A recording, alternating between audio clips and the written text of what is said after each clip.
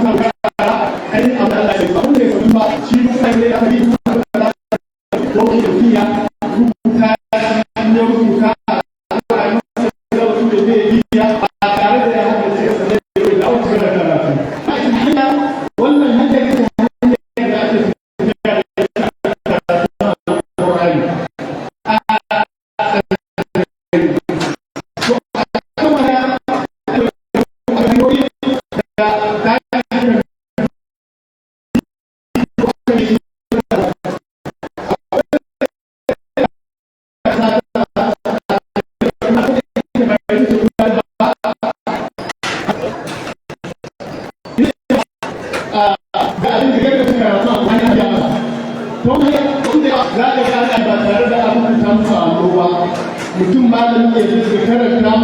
karanta masa a haka akan samu wanda suka yi haddace alƙur'ani mai yawa ta wannan hanyar da malami ya zai dinga biya wa ɗalibi karatu har ya haddace. Akwai wata hanyar wata ɗalibi zai zo gaban malami, in ya zo malami ya biya masa sannan ɗalibin ya ci gaba ya karanta abin da malami ya biya masa. ɗalibin zai bada iya ƙoƙarinsa a cikin abin da malamin yake karanta masa, sannan ya tashi ya tafi gida ya je ya sai in ya haka ya dawo da biyu ba da sauran haka. Akwai wata hanyar kuma da ake karanta a hanya ta العلم بالنظر في المصحف wanda Qur'ani mutum yake ɗauka kuma haka kan Qur'ani da mushaf ana ɗaukar da hanya malamai da su yi rubuta za su ɗauka Qur'ani ka ji da ba duk wanda ya rubuta ya ɗauka a wurin malami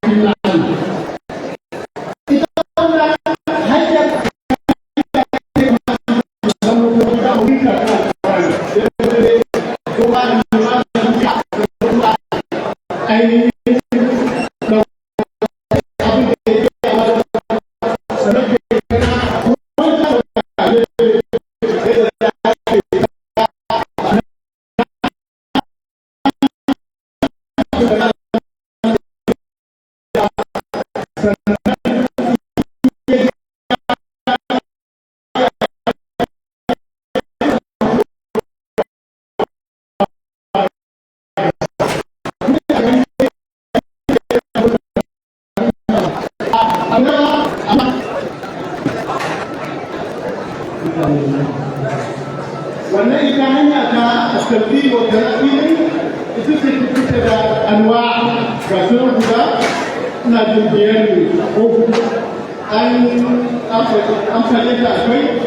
ya kamata a sai a samu gwargwadon da za a tsaya na hajjiya misali mutum zai ɗau rabin shafi ne ko zai ɗau shafi ne gaba ɗaya sannan mutum ya zo ya ana ta ayar sau 20 wata wani sau 30 wani sau 50 abin da Allah zai hore wani ya haddace shi a biyawa sau 20 wani sai ya biya sau ainihin 40 zai haddace haka zuwa ga abin da Allah ya sare wa mutum sannan kuma akwai abu da zai ci gaba da shi na yi bayanin da shi ne a wanku bayan aya da su a haka wancan ayar da wancan ayar da wancan ayar zai su zama kana shafi da baya wannan yana da abu a cikin abu irin namu na zanga yadda ake rubutu a cikin allo rubutu a cikin allo zai zama kayan shi da kumuni wanda ake kiransa kumuni shi ne kashi 1/8 na izu ko rukuni kashi 4 kashi 1/4 na izu ko lissu amma ga mai hada yawancin abin da aka saba a tsariya shi ne ka rubuta kumuni 1/5 na izu da zai ka ta rana tashi rana kawo tana danganta da wani rubutu na haƙi da laraba kaga duk sati ya sami rubutu ke wani kuma ya yi ainihin rubutun lahadi da laraba kowa yana yi ne gwargwadon yadda basirarsa za ta iya ɗauka akwai hali na hudu shi ne muka yi zartarsa a farko بين الآيات المحفوظة وتكرار 20 مرة ثم الربط بين الآيات السابقة والحالية وهكذا إلى أن يتم حفظ الابتداء حفظ كاملا. هم mutum yana nanatawa har wanda ya kai shi zuwa ga hadda alƙur'ani cikakkiya. To daga nan za mu fita a guje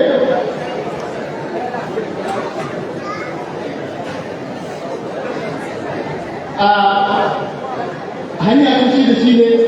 dama yadda muka faɗa a wancan hajjar ana fara ta ne daga ayoyin da suke ba su da surorin da ba su ne isamu suwa da kuma yankin da yake da sauki a Qur'ani ko da kusa a Qur'ani wani lokacin yana da wani abu sai yanki kaza yana da sauki ruwa yanki kaza kuma yana da sauki ruwa amma duk Qur'ani kusan abu ɗaya ne a cikin wannan marhala a cikin makarantu na zamani na tafi suna mai da hankali wurin ainihin kula da yadda za a dinga fitar da hurufin da kyau da kuma a fitar da mafari mai kyau wannan auren yara ke a cikin wannan marhala za a kasancewa da kuma kula da malamin da yake yadda zai kula da yadda ɗalibi zai dinga maimaita karatu sau da yawa a cikin wannan za ka samu makarantu da yawa da irin tsare-tsaren su wasu za su biya wa yara hada da safe zuwa wani lokaci da yin kuma yara za su su kanana da abin da aka koya musu a haka har su kware su hada cewa a zuwa kara musu samu a cikin wannan akwai ɗariƙa ta bakwai wacce hukumar Qur'an أو الاشتراك في أحد البرامج القرآنية وإنما تتم باشد عبد الدولة. الطريقة العاشرة المدرسة والتسمية. bayan mutum ya haddata alƙur'ani akwai haddata ake kiranta a cikin takardar da kuma a cikinsa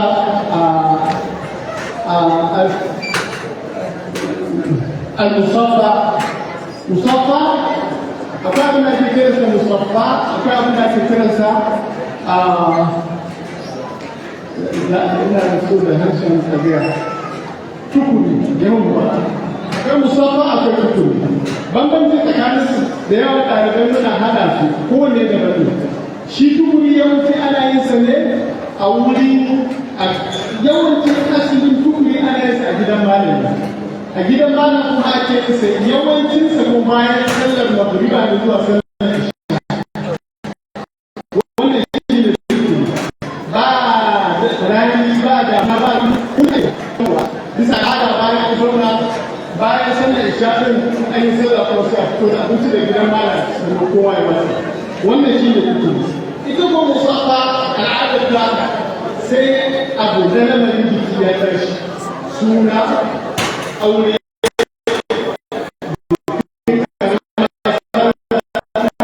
bikin babban tata hukumoyi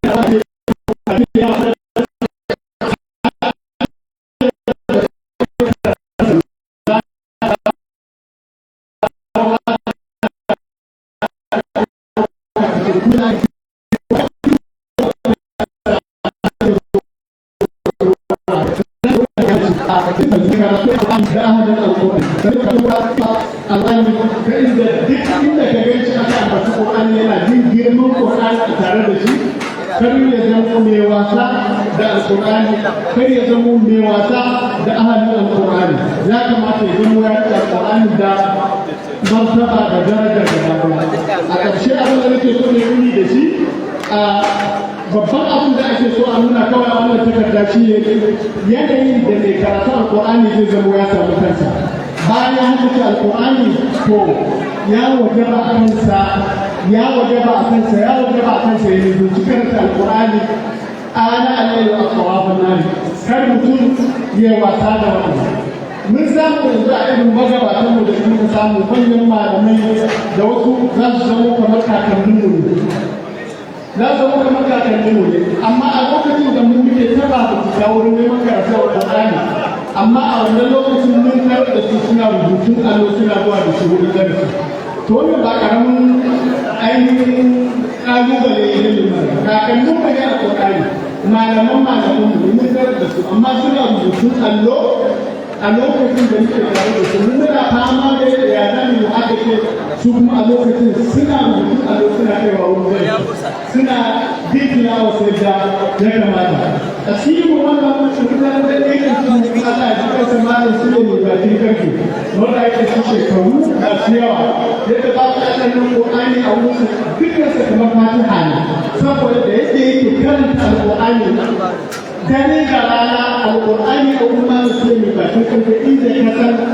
Fatiha wani lokacin kai sai za ka tafi ma nauyi sama da yadda Al-Qur'ani ke a wurin malam su ne bakin karfi Allah ya ji malamin nan na sha tun da lokacin da zai zo in an zo musafa da karamar sallah ko babbar sallah in ya zo ya kama karatu ko da zama an kusa sauƙi gari ya kusa wayewa amma an samu shauran karatu da yawa wallahi tallahi ma da su ne zo ya karɓi lasfika zai karanta ma izu goma kamar da ka karanta fatiha kana ga goma izu goma nan sirri zai karanta shi sai dai ya muku da su ko ƙara su ce wannan a gaban wannan an yi da shi da yawa an yi da irin su da yawa duk ne ya muku wannan duka alƙur'ani da su to mu yanzu gaskiya da yawa abin da ke shafar mu da yawa ban sani ba ko goge hullan mu da ƙalli ne da goge gidan mu da ƙalli shi ya shafe mu matsalar mu ainihin dogaro da Allah ya fi da muke dogaro da tilawa ba ma dogaro da tilawa da yin ta yadda ya kamata sama da yadda muke himmatuwa da agoge mana hujjina su kalli ko a goge da gafe kenan to kamata ya yi Allah ya ji kan wani kakar damu shi na almani Allah ya ji kansa a katako yake Allah ya fata masa so ban san shi ba amma na san babban ɗan sauran da ke shi ne kusan sa amfani kiya haka yake cewa yana da wasu wata sai yara suka kawo matasa sun kawo suna ta tafiya ta ado suna tafiya da ya mai ga ɗan su yake nan su sai ce kai kuka rami ya mutu da suka kuce to ku ne ce sakamako a duniya da kuke irin wannan tafiya har ku zo muna da su ku wuce ku ga ƴan gari ko in to waɗannan da suke darasin nan a nan a gaba ne sai su da ƴan gari yace wallahi su tafi da bante an san bante da yawa ko mun san bante yace su tafi da bante ba su da sutura da nasa ce wallahi su ne masu ado a duniya wanda duniya za ta amfani da su ba ku ba to da haka mu ba har yanzu wasiyar da muke wa kanmu wasiyar kuma da muke wa ɗan uwa makaranta kenan gaba Allah ya sa alƙur'ani ya cece mu Allah ya gafarta mana Allah ya gafarta wa iyayenmu Allah ya gafarta wa malamanmu Allah ka sa dukkanin matsalolin mu don albarka alƙur'ani Allah ka yaye mana dukkanin matsalar da muke fama da ita muna roƙon Allah da al'umma alƙur'ani Allah ka yaye mana Allah ka mana jagora zuwa ga abin da yake so ya yarda da shi subhanakallahumma wa bihamdika ashhadu an la ilaha illa anta